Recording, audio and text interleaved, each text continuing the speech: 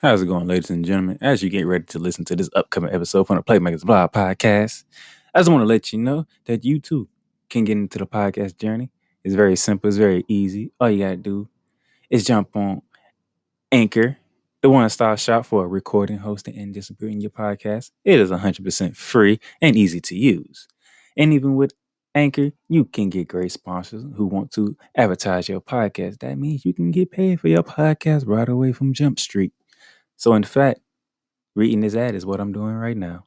So, if you had the time, if you had the will and determination and the dream to be a podcaster, what you waiting for? Jump on it. Anchor is the way to go.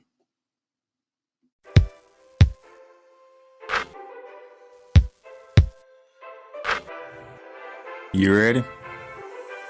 I'm ready. The Playmakers Bar Podcast present Hoops Talk, hosted by Darnell the Playmaker Salins. NBA, college basketball, playoffs, March Madness. No matter what, we talking hoops, man. Let's get it.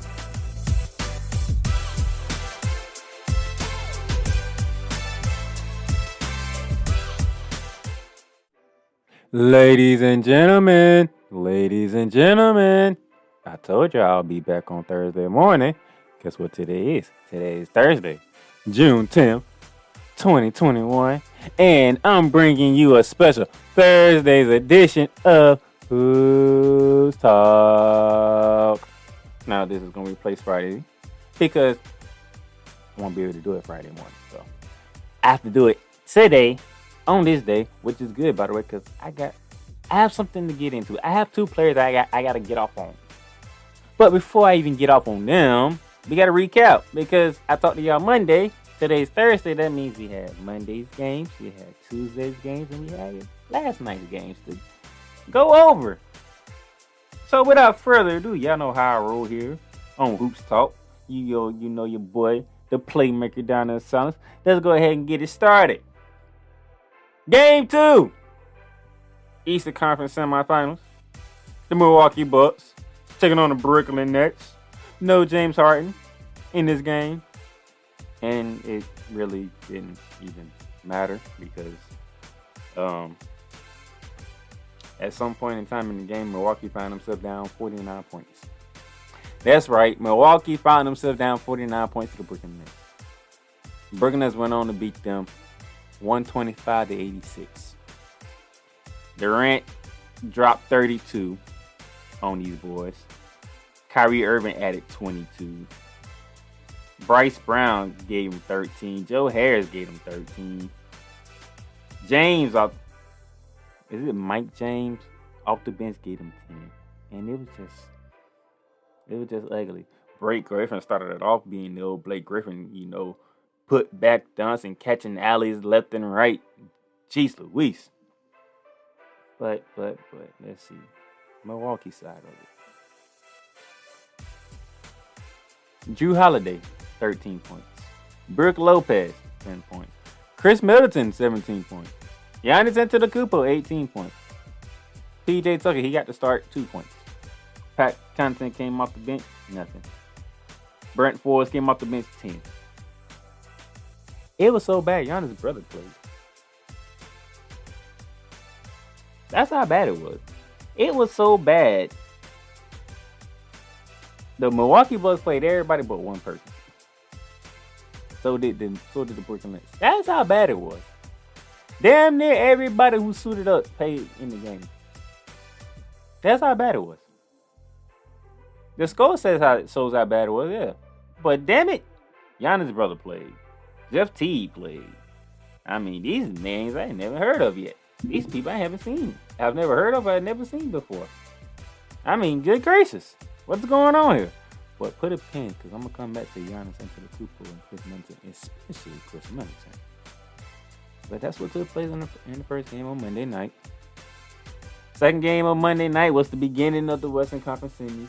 The Denver Nuggets, the third seed in the West, taking on the second seed in the West, the Phoenix Suns. Started off good. It was a good game, but the Phoenix Suns decided to put away in the second half. 122 to 105. 17-point win for the Phoenix Suns to take the 1-0 lead. Devin Booker, 21 points. Chris Paul, 21 points. DeAndre Ayton, 20 points. Mikal Bridges led the way with 23 points. Damn, 4 Suns and scoring 20 points. Jeez. I mean, we talking 42, 62, 85 points from them 4. Out of 122, 85. Man, that's and Jerry Cottle put up 14, so you're talking 99 right there. So now we look at the Nuggets. Nikola Jokic, the Joker, 22 and 9. Only 2 assists, which is surprising. Let's see. Aaron Gordon was second with 18 points. Third was Michael Porter Jr. with 15 and 7. I'm going to get Michael Porter Jr. in a minute as well. Campazzo gave you 14, but it's just only one person for the Nuggets scored in 20 versus the 4 of the Suns. I think somebody needs some help around here. Oh, you'll see it in a second. That's just Monday's recap. Let's go to Tuesday's recap. Game 2 of the Atlanta Hawks and Philadelphia series. Philly even the series up 1-1 with a 118 to 102 win. Even Philadelphia even the series up 118 to 102. As you know, the 76ers made damn sure Trae Young didn't have a repeat performance of game 1. They made damn sure of that. I mean, Trae Young had 21 points and 11 assists. From being from when he had like 35 points and 15 assists. Then Danilo Gallinari had 21 along with Trae Young. Bogdanovic only had 14. Clint Capella only had 10. John Collins only had 8. Herter had 20 off the bench as well. But Philly know they needed that win. Now, here's the scary part. You see the score, and Philly won by 16. You feel pretty good about Philly. No. These boys was up 20. Almost 30. Atlanta came back. Made it a game. Went it back up to 20. Atlanta came back and was only down 7 going into the fourth quarter. There are some concerns in Philly. I'm just going to let you know that. Because if you build that type of lead and the Hawks is still punching back and can make this a competitive game before you actually finally pull away for like the 5th time in a game, that's a problem. That's a problem. I see it as a problem. Other people might not see it as a problem. I see it as a problem because I don't give a damn they won by 16. It's the fact that you did what you did to get the lead, and Atlanta responded and got you back to where you, like your back was against the wall again, and for you to respond again. And they punched you right back in your mouth again. And then you had to do it again, and they came right back again. So my thing is, it's scary. This series is going to shift to Atlanta. I am interested to see how this is going to work out in Atlanta for Philly. I'm really interested in seeing this. But anyway, Joel Embiid, 40 points, 13 boards.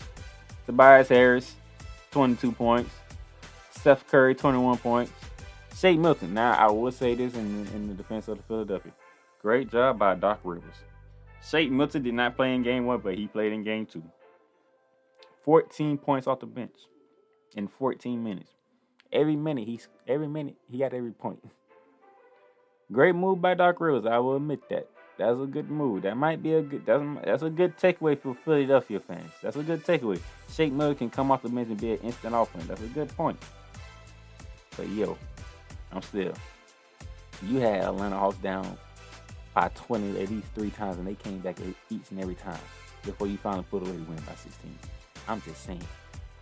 The series is shifting to Atlanta offense because if these boys catch fire like they did against the Knicks, Philly in trouble. Philly is in trouble. Now they are very better defensively than the Knicks. I will give them that. They got bigger size than the Knicks. I give them that. But I mean, Atlanta already took home court advantage from them, so you need to win either game 3 or game 4 for Philly. But if you lose both of them, you're in trouble. So good luck to y'all in Philly.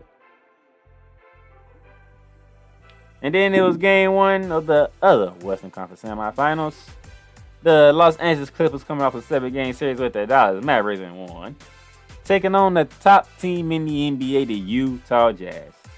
What a game this was Tuesday night. The Utah Jazz took it 112-109. What a game it was.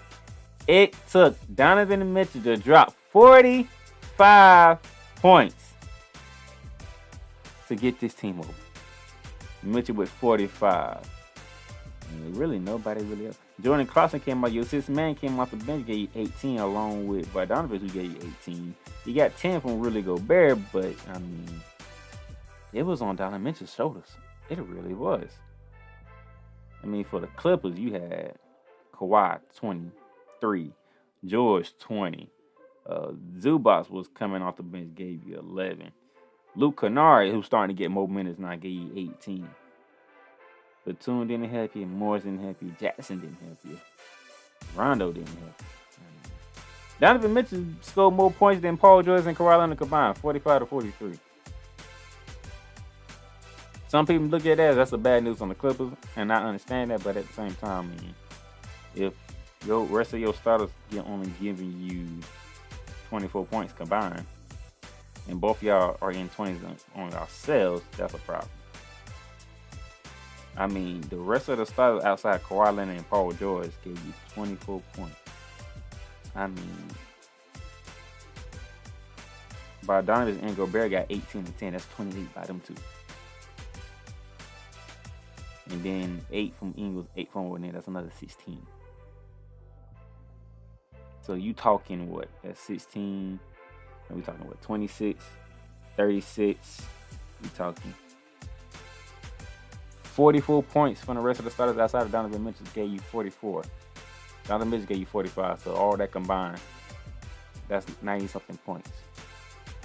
Paul George and Kawhi Leonard gave you 43 together. But the rest of your team gave you 24. That's like 60, close to 70. I'm talking about a 20-point difference at least in the starters. 20-point difference in the starters at least. But your bench came in for you. Luke Kennard gave you 18. Zubac gave you 11. You got 6 for DeMarcus Cousins. Good to see DeMarcus Cousins play. Good to see DeMarcus Cousins play in the playoffs. 6 from DeMarcus Cousins. I mean, y'all get... Kawhi and Paul George need some help offensively. Y'all lucky the Jazz ain't turned into the Jazz like they did against Memphis, but jeez. I can't point at Kawhi Leonard and Paul George on this one. I mean, Paul George did not shoot well, 4 for 17. That is terrible. But, you know, he still got you 20. He gave you 10 boards. He had more rebounds than Kawhi Leonard. I need Monte Morris not to go 4 for 14. I need Reggie Jackson to take more than 6 shots and hit half of them. I need Nicholas Batum to take more than 4 shots and hit half of them. Reggie Jackson and Nicholas Batum combined for 5 for 10 shooting. If you're in my starting lineup, I need more than 10 shots combined from the both of y'all. When y'all play Dallas, y'all damn sure make sure y'all took y'all shots. Y'all better do the same thing with the Utah Jazz. Y'all better do the same thing with the Utah Jazz. Matter of fact, shout out to Rudy Gobert, Defensive Player of the Year for the 3rd time in 4 years, which is quite fitting because in the closing moments of that game, he blocked Marcus Morris' 3-point shot that sealed the win for the Utah Jazz. So shout out to that man right there. Also shout out to the Joker Nikola Jokic for the Denver Nuggets MVP of the year. Rightfully deserved. You know, we know these types of awards are for regular season stuff. But as of right now, not looking good for the Nuggets and the MVP. So that was Tuesday, last night. Speaking of the Nuggets. So, Jokic gets MVP. And the day after, Jokic is named MVP Tuesday. Game 2 was last night. And the Phoenix Suns go on to whoop the Denver Nuggets ass 123-98. The day after, Nikola Jokic is named MVP. The Phoenix Suns whooped they ass 123 to 90. Now, this time, nobody for the Suns actually scored 20 points. But check this out, though. Jerry Crowder, 11 points. Mikal Bridges, 16 points. DeAndre Ayton, 15 points. Chris Paul, 17 points. Devin Booker, 18 points. Torrey Craig off the bench, 10 points. That's 6 players in double figures. 6 players in double figures. And then Serge gave you 8. And then Serge gave you 8 off the bench. Cam Johnson gave you 8. Gave you 7 off the bench. Cameron Payne gave you 7 off the bench. He was like, Moore gave you 7 off the bench. Now, let's go to the Nuggets. Nickeil was the MVP, 24 and 13. 6 assists. Michael Porter Jr., 11 points. Aaron Gordon, 6 points. Campazzo, 3 points. Austin Rivers, 6 points. Paul Millsap came out of the bench, gave you 11. Jermichael Green, 4 points. Barton came out the bench, gave you 10. Monte Morris is healthy, but he only can give you 3. Jamel McGee came in late and gave you 3. Howard gave you 3. Marcus Howard from Marquette is playing for the Denver Nuggets, gave you 6. You have 4 players scoring double figures for the Nuggets to 6 for the Suns. And they could have had 1, 2, 3, 4 more players scoring double figures. The Nuggets gonna have nobody else close enough to scoring double figures.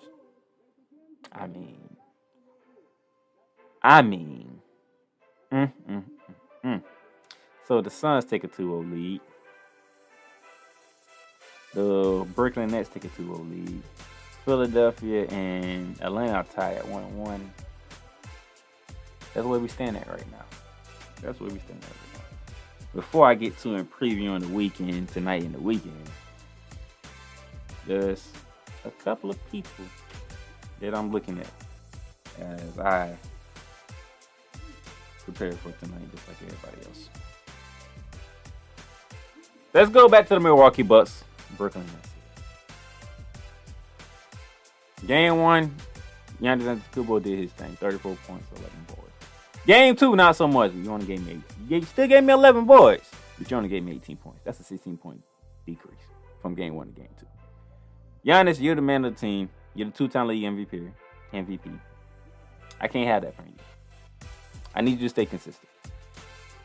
Okay? That's my beef with you. Right? My real beef is with the player who's supposed to be the second best player on the team. My beef is with Chris Middleton. Why is Chris Middleton your beef, Darnell? AKA Playmaker. Game 1, 6 for 23, 0 for 5 from 3, 13 points, 13 boards. Now, we talked about this. Everybody got on him, and everybody said what they said after the game. How does he respond in Game 2? 7 for 20, 3 for 8 from 3-point range, 17 points, 5 boards.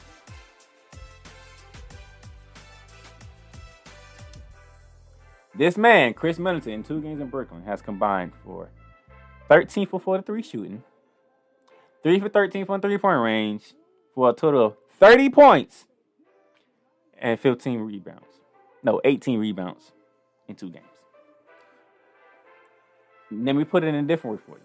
He is shooting 30% from the field, 23% from 3-point range, and only giving you 15 points and 9 boards. That's the average. Do y'all now see why I have beef with Chris Middleton? Chris Middleton. Giannis needs help. Y'all playing the Brooklyn Nets. Even without James Harden, you see the lethal firepower that they possess.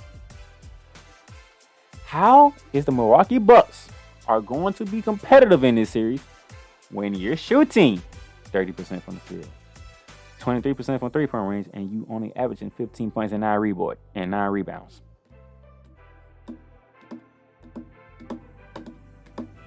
I'm waiting. Can anybody tell me how the Milwaukee Bucks can be competitive with numbers like this coming from Chris Middleton, who's supposed to be the second best player on the team? Anybody want to answer that? Anybody? I mean, Facebook, Instagram, Twitter, anybody? I know, especially Facebook. You know, a lot of people like to comment on my stuff on Facebook. Anybody? Please feel free to hit me up. Please educate me on how the Milwaukee Bucks gonna be competitive if Chris Middleton is shooting like this. Please educate me. I just want to know. I really just want to know. I just want to know.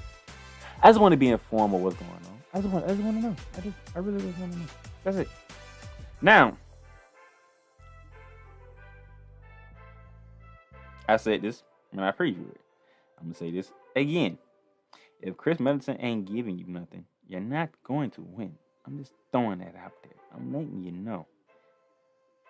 Milwaukee Bucks will get swept if this continues. Legit. They will get swept if this continues. Giannis is going to bounce back in Game 3. Giannis will bounce back in Game 3. I have no doubt on that. Chris Middleton, I'm concerned with. Brook Lopez, get your ass down in the block. And do something with Blake Griffin. Because Blake Griffin should not be turning back the hands of time right now. You still are taller than him. You can shoot over him whenever you get a chance. And especially with Kevin Durant getting behind, shouldn't even be guarding you either. Put Kevin Durant in foul. If Kevin Durant is on you, put him in foul trouble. I'm being honest. If Kevin Durant is sticking Brook Lopez, put him in foul trouble. If Kevin Durant is sticking Giannis in the Kupo, Giannis put him in. Put him in foul trouble. I know your free throw shooting is terrible. I know it is. But still, if you put Kevin Durant in foul trouble, they'll put that burden on Kyrie Irving to do what he needs to do. They're already without James Harden, so if you get Kevin Durant in foul trouble because he's sticking Giannis Antetokounmpo and he's sticking Brook Lopez, that puts the earnings on Kyrie Irving. Do that. See how that works out. I'm just saying. I'm just throwing something out there. See how that works. Mike Budenholzer, let's just try that for Game 3. Let's just try that. Let's say, okay, Kevin Durant, you're not supposed to guard Giannis Antetokounmpo because he's bigger than you. You're not supposed to guard Brook Lopez because he's bigger than you. Let's get you in foul trouble. And if he gets in foul trouble, let's see what Kyrie Irving can do on his own. Let's try that for Game 3, shall we? Let's see how that works out. I'm just saying. Because everybody's saying it. Kevin Durant, lethal. Offensively. Kyrie Irving, lethal. Offensively. Together, it's stupid. It's stupid because you ain't finna double both of them. Which means the other one gonna be open. And if not, Joe Harris is their sniper. Blake Griffin, he know how to get to the boys all of a sudden. And put them back down and beat the old Blake Griffin. Bruce Brown is every goddamn well, so y'all better keep an eye on him. I mean, Drew Holiday, step up. I need you on Kyrie Irving. I need you to stick Kyrie Irving. These are my matchups. I'm not getting. Just saying. Chris Middleton, you gotta shoot better. If you don't shoot better, y'all done in 4.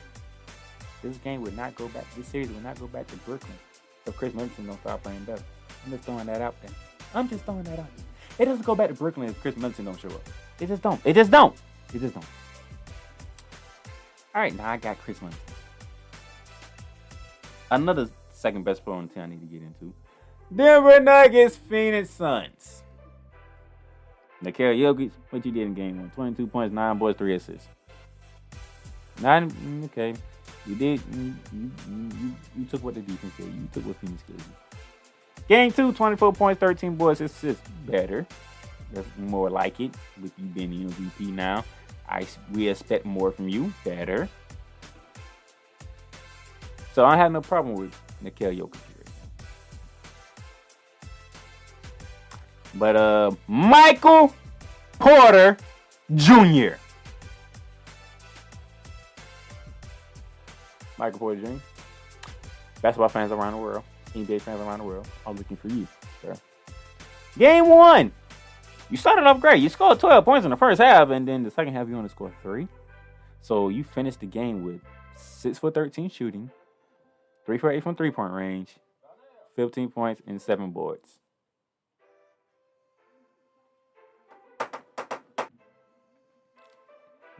Six for 13, 3 for 8, 15 points, 7 boards, and 12 came in the first half. That's just not gonna cut it. That's not gonna cut it. And then in the blowout loss last night, what did Michael Porter Jr. do? 3 for 13, 2 for 9 from 3-point range, 11 points, 6 boards. So you're telling me Michael Porter Jr. Because there's no Jamar Murray to the rescue. This is kind of what it is. There's no Jamar Murray to the rescue. I made my post, and quite frankly, that might be the truest post I ever made right now. Because I say Michael Porter Jr. is the key for the Denver Nuggets' success in these playoffs. Let's see. 15 points in game 1. Lost. 11 points in game 2. Got your ass whooped. So we looking at, for Michael Porter Jr., because I'm doing the same thing what I did with Chris Middleton here. 9 for 26. 5 for 17 from 3. 26 points, 13 boards. That averages out to 35% shooting from the field. 29% from the 3-point range. 13 points and 6.5 rebounds. 34% from the field. He's doing a little better than Chris Middleton shooting wise.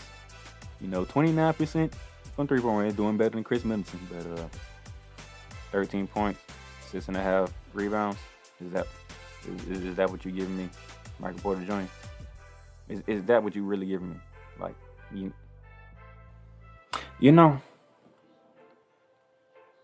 a lot of people. I don't think a lot of people really understand other things that I see and what I'm saying. It's playing right out in front of you. Now, other people want to point out Campazzo and Austin Rivers and how there's Bella talent sitting at home on their couch and they're just playing the NBA playoffs. Dude, they're in the NBA. They are professional basketball players. They got there because they worked their ass off to get where they get to. You're right. There are better talents out there in the world. But guess what? They didn't work their ass off like these guys did in the NBA. These guys in the NBA worked their ass off. They perfected their craft. And they did what they needed to do to get to the NBA. I know, because I stay in a city who's full of ballers. Here in Jacksonville. I was one of them.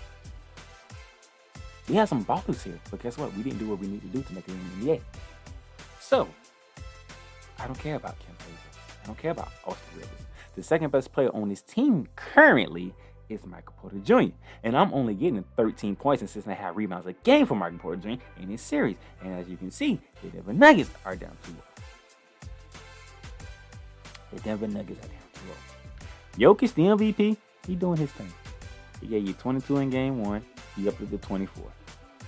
Michael Porter gave you 15 in game 1. He dropped it to 11. Let's go to the Milwaukee. Let's go back to the Milwaukee series. Giannis Antetokounmpo gave you 34 in game 1. He gained down to 18. I got on him about that. That's a 17-point drop-off. You can't do that. But Chris Middleton, second best player on the team, Chris Middleton, 13 points, 17 points. It's not going to cut it. It's not going to cut it. It really not. If I am wrong and y'all have a different opinion, hit me up. Down there, Playmaker Silence on social media. D20 on Instagram. D20 Playmaker on Twitter. Down there, Playmaker Silence on Facebook. D20 Playmaker on Instagram. D20 on Twitter. Please feel free to let me know that I'm wrong. Please tell me I am crazy for what I'm saying. Please tell me where I'm messing up at. Please do. I love it. Please tell me. Please do. Because the stats right here looking deadly in my favor. I said Chris Middleton had to show up for the Milwaukee Bucks, and I said Michael Porter Jr. had to show up. If you don't believe me, you can go to our website, and you can see the articles that I put up. Because I previewed both of them games. I told you what was going to happen. Michael Porter Jr. ain't doing nothing. I actually recorded that session. I believe that was Monday session, because that was before that series even got started. Yes. You can go back to Monday. I talked about Michael Porter Jr. being the key. I posted about Chris Middleton on the website about being the second best player on the team. They not doing it. This is why both these teams are down 2-0 right now. Looking like they about to get their bets whipped. But guess what, though? Here's the bright side to both series. Here's the bright side. Both the games Milwaukee lost were in Brooklyn. This series is getting shifted to Milwaukee now. Denver. Both games they lost were in Phoenix. The series is getting shifted to Denver. So there's time. There's time to improve and get better. There's time. There's time. There's time. So now that I got that out from me and out the way. Tonight, speaking of which, it is game 3 tonight between those Nets and them Bucks. Let's see how Chris Middleton plays this time. Let's see if he shows up this time at home. Home is where the heart is. Let's see if he shows up this time. Let's just see. And Milwaukee can make this a 2-1 series. Because if they go down 3-0, call it quits. And then there's game 2 between the Utah Jazz and the Los Angeles Clippers down in Salt Lake City. Game 1 was pretty good. Looking forward to see how this game goes as well. How will Kawhi Leonard and Paul George respond to Donovan Mitchell? And will the Jazz turn into the Jazz? And balance scoring and defensive play everywhere. That's something to look forward to tonight. You get the Fridays and the weekend. Game 3 of the Philadelphia 76ers and the Atlanta Hawks down in the ATL. Let's see if the Hawks do what they did to Philadelphia, what they did to the Knicks. Come home and just be ballistic. And just go ballistic. Or will Philly say, all right, we found our game plan. Now let's execute it to perfection and be the top seed in the East that we are. It's going to be interesting to see. It's going to be interesting to see. And then Friday night, Game 3, Phoenix Suns, Denver Nuggets. Let's see how the Nuggets respond. Now they are at home for Game 3. Will Michael Porter Jr. finally rise up to the occasion? Or will Jokic want to put it on himself and hope for the best? You got your Game 3 Saturday night, ABC, 8:30. Utah Jazz, Los Angeles Clippers at Staples Center. Saturday night, that should be good. And then Sunday, we get your Games 4 started. Brooklyn, Milwaukee, Suns, Nuggets. That's your Game 4s. So that's all I got for you, man. Like I said, feel free to hit me up on social media. Tell me if I'm wrong on anything that I said today.